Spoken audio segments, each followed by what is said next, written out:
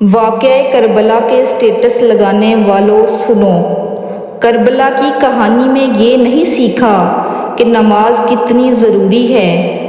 ہم خود کو مسلمان کہتے ہیں، اس اسلامی مہینے میں کئی پوسٹ لگاتے ہیں، کئی چیزیں بھی لوگ کرتے ہیں، لیکن نماز کہاں گئی؟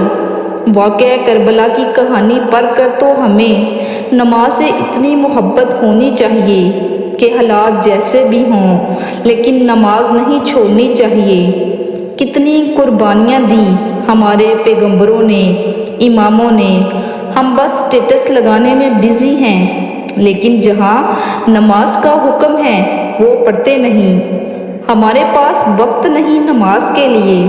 میں تو بزی تھا، میں تو آفس میں تھا، میں کالج یا یونیورسٹی میں تھا، شاپنگ میں ہم بزی ہیں، فون اور ٹی وی دیکھنے میں بزی ہیں، ہم سفر میں بزی ہیں، ہم تھک گئے ہیں۔ ہر قسم کا بہانہ ہے سب کے پاس۔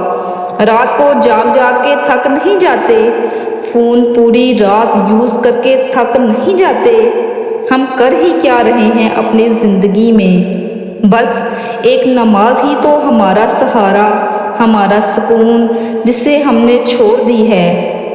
کیا نماز چھوڑنے کی چیز ہے؟ آج کل سوشل میڈیا پر محبت زور و شور پر ہے۔ جب محبت چھوڑ کر چلی جائے انسان تڑپ اٹھتا ہے، لیکن نماز خود سے چھوڑنے پر تڑپ نہیں اٹھتے۔ افسوس کہ محبت چھوڑ کر گئی، تڑپ رہے۔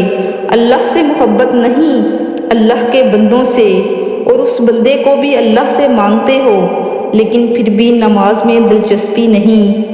کل کو اگر آنکھیں قبر میں کھلی تو کیا وہ محبت بچا لے گی یا نماز؟ سوچئے گا ضرور۔